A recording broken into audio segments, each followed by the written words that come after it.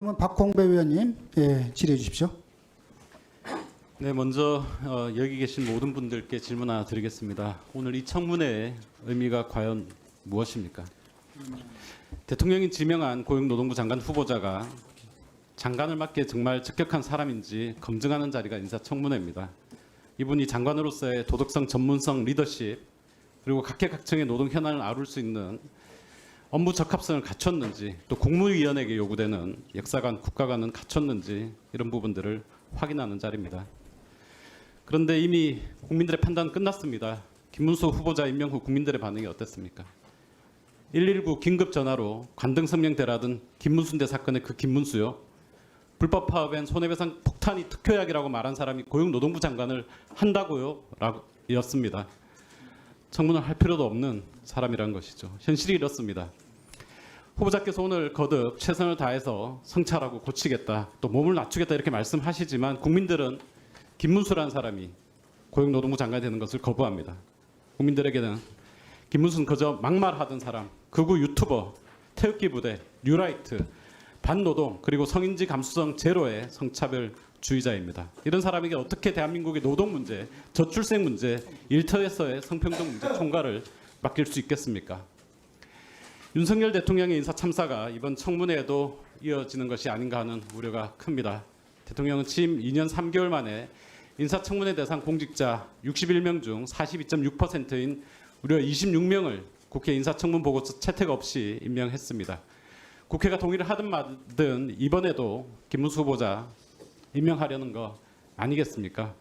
보통의 임명권자라면 애초부터 추천하지 않았을 겁니다. 그리고 보통의 후보자라면 거절하거나 이미 사퇴했을 겁니다. 대통령 주변에 인재가 이렇게 없다. 더 나아가 대통령실의 인사검증 시스템에 문제가 있다는 증거가 바로 여기 앉아 계신 김문수 후보자입니다. PPT를 한번 보시겠습니다. 다른 나라는 어떻겠습니까? 자, 미국은 철저하게 검증하는 시스템입니다. 백악관 인사국, FBI, 국세청, 공직자윤리국 등 5개 부처가 통상 3개월 이상 200여 개 항목에 대해 후보자의 배경과 과거 문제를 샅샅이 검증하고 찾아냅니다. 보시는 것처럼 알코올 남용, 마약 사용, 의료 등의 기록도 있습니다. 제가 그냥 의료 기록 자료 달라고 말씀드린 게 아닙니다. 또 의회가 백악관이 가진 인사검증 자료를 요구하면 반드시 제출해야 됩니다. 부실 검증을 제도적으로 막는 거죠. 이런 검증을 통해 자격이 안 된 사람 탈락하고 많은 문제가 제기되는 후보는 양심적으로 사퇴하고 그 자리에 가장 적합한 사람이 임명되는 시스템입니다. 반면 우리는 어떻습니까? 대통령실이 검증을 주도하면서 대통령의 의중만 반영되는 하향식 인사 시스템입니다. 언론이 검증이 잘못됐다고 문제를 제기해도 대통령실은 다 고려해서 판단했다는 앵무새 같은 답변만 내놓습니다. 국회가 이 사람은 아니라고 판단해도 그냥 임명하는 무대뽀식 인사, 눈 가리고 아웅식 인사입니다. 청문회에 임하는 의원 입장에서 정말 심각한 회의감이 듭니다. 윤석열 대통령의 김문수 후보자 지명에 대해 저는 일부 여당 의원님들조차 반대한다라는 얘기를 들은 바 있습니다.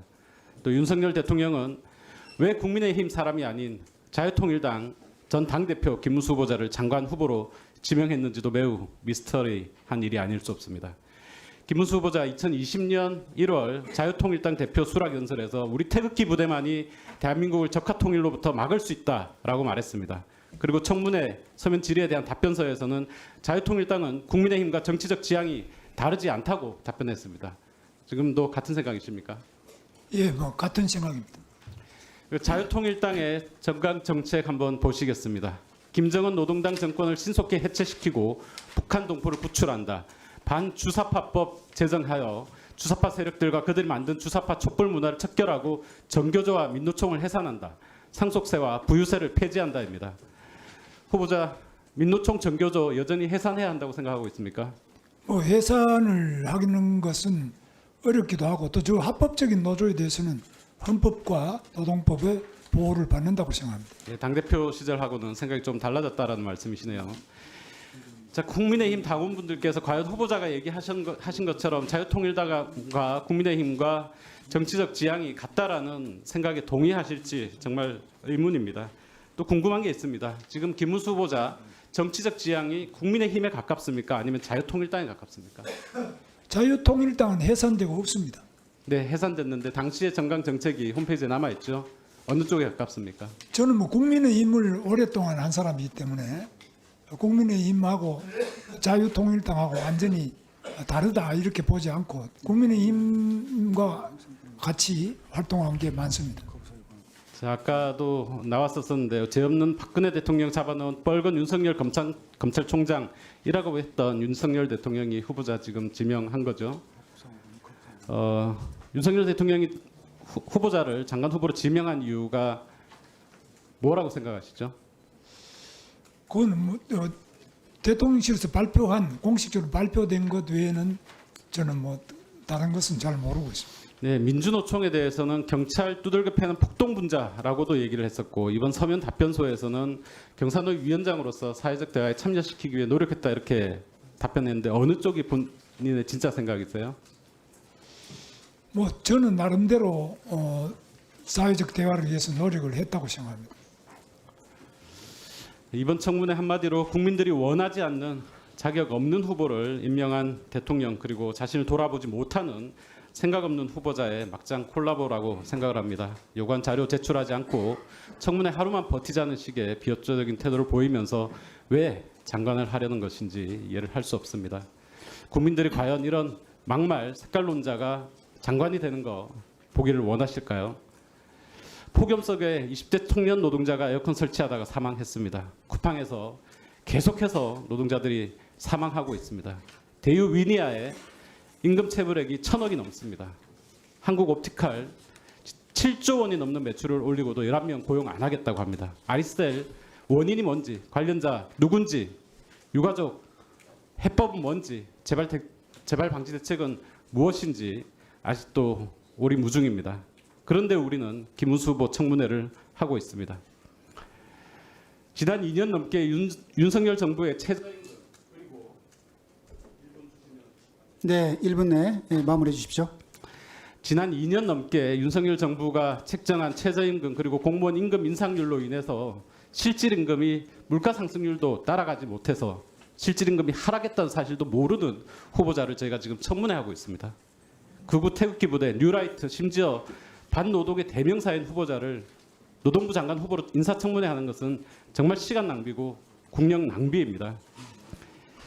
조금 전 후보자의 40년 전, 30년 전, 20년 전의 삶에 대해서 다른 의원께서 말씀을 하셨습니다. 좋게 기억하시는 분들이 계십니다. 전태일의 친구들이 있습니다. 노동의 동지들이 있죠. 지지했던 정치적 동지들이 계실 겁니다. 그런데 그분들께 좋은 기억만 남기고 이제 물러나시는 게 옳지 않겠습니까? 답해 보시죠. 뭐 물러갈 생각이 전혀 없습니다. 이상입니다. 네, 질의 마쳤습니까? 네. 예, 박홍규 의원님 수고하셨습니다. 다음 조지현 의원님 질의해 주십시오. 네, 경북 경산의 조지현 의원입니다. 저는 이게 후보자 그 청문회를 준비하면서 과거에 어떤 그 노동운동에 투신했던 그런 일화들도 접했고 제가 뭐 간략하게 말씀을 드리자면 그 우리 헌법 근간인 자유민주주의 그리고 시장경제 체제 그리고 법치주의 이 근간을 굉장히 중요시하는 분이라는 그런 인상을 받았습니다. 공직자로서 갖춰야 될 그 덕목과 또 역량에 대해서 서면 질의를 드렸을 때 국민을 위한 따뜻한 마음과 소통을 위한 열린 자세 그리고 청렴의 덕목이 가장 중요하다라고 또 하셨고 더 낮은 곳에서 더 뜨겁게 라는 그런 신념으로 노동약자 보호를 위해 노력하겠다라고도 하셨고 청렴 영생 부패즉사 신념으로 맡은 바 소임에 최선을 다하겠다라고도 서면 질의에서 이렇게 밝혀주셨습니다. 청년 그 우리 후보께서 청년 시절에 정말 이 세상을 바꾸겠다라는 그 심정으로 노동운동에 또 투신하시고 또 한일공업 다니시면서 정말 월급 안 주면 총파업하겠다라고까지도 정말 앞장서서 싸운 덕에 그 이후부터는 임금 체불이 없었다라는 그런 일화도 접했습니다. 또 저 역시도 젊은 초선 의원이지만 저 역시도 그렇게 못하고 있는데 초선 의원이실 때는 아반떼를 타고 다니실 정도로 그래서 오히려 국회 경비에 막힐 정도로 차가 통행이 막힐 정도로 그렇게 검소하게 이렇게 활동을 하셨고 또 배우자께서 노동운동을 같이 했던 동지와 함께 이렇게 결혼을 하신 것으로 알고 있는데 그때 당시에 정말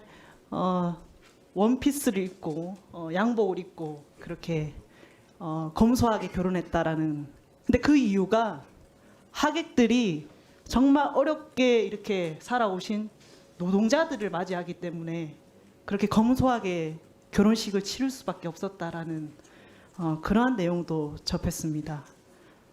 또 용두동 빈민촌 우리 후보자님 기억나십니까? 네.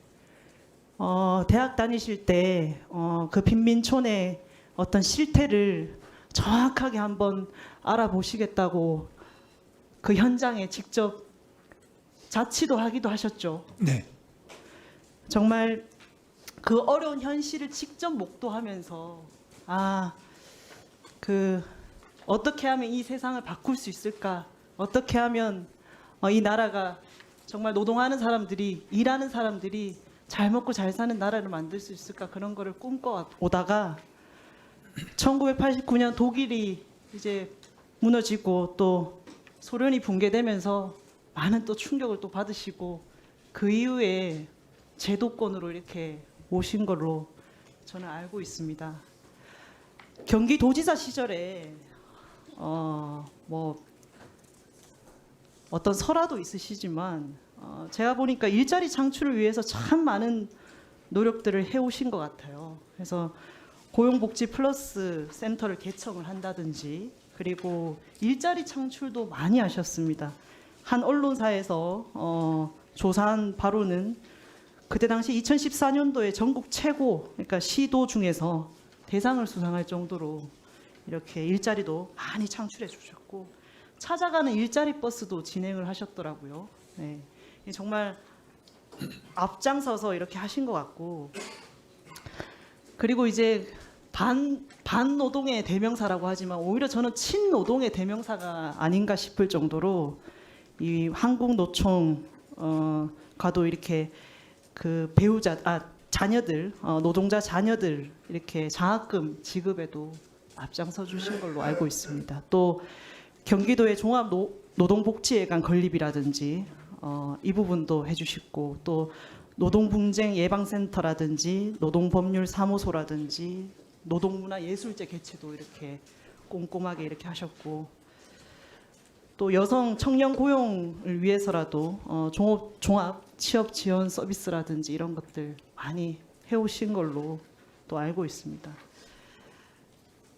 저는 후보자께서 그동안 저 역시도 이렇게 과연 그 청년 시절로 후보자의 그 청년 시절처럼 이렇게 만약에 지내라 그러면 저는 절대 그렇게 못 지냈을 것 같은데 반성도 되면서 또 어떻게 보면 노동자의 권익을 위해서 많이 애써 오신 것으로 평가됩니다. 그리고 그렇지만 또 후보자가 노동운동을 했을 때와 또 지금의 또 현실은 조금 다른 것이 또 현실 아니겠습니까? 경사노위 활동하실 때도 노동약자 그리고 플랫폼 종사자라든지 그리고 특고 노동자라든지 이런 분들 많이 만나셔가지고 대화도 하셨겠지만 앞으로 장관직을 수행을 하시게 된다면 정말 그때 그 청년 김문수 후보처럼 더 낮은 곳에서 더 뜨겁게 그렇게 일을 하셨으면 정말 좋겠다라는 당부를 드립니다. 노동 약자를 위한 그리고 정말 그 임금 체불 문제를 해결하기 위한 어떤 보관들이 있으시면 간략하게 좀 소개도 좀 해주십시오. 네. 네, 제가 생각하는 노동 약자들은 근로기준법조차 적용받지 못하는 5인 미만의 노동자들입니다. 식당, 편의점, 미용실, 영세 중소기업 이분들은 근로기준법이 제정된 지가 벌써 70년이 넘었는데 아직까지 근로기준법을 거의 적용을 못 받고 있는 이러한 분들을 생각하면은 뭐 제가 드릴 말씀이 없습니다. 이 점은 제가 반드시 이러한 소외된 분들이 근로기준법조차 적용을 못 받는 이런 소외된 분들을 두고 어떻게 우리가 선진국이라고 할 수 있겠느냐.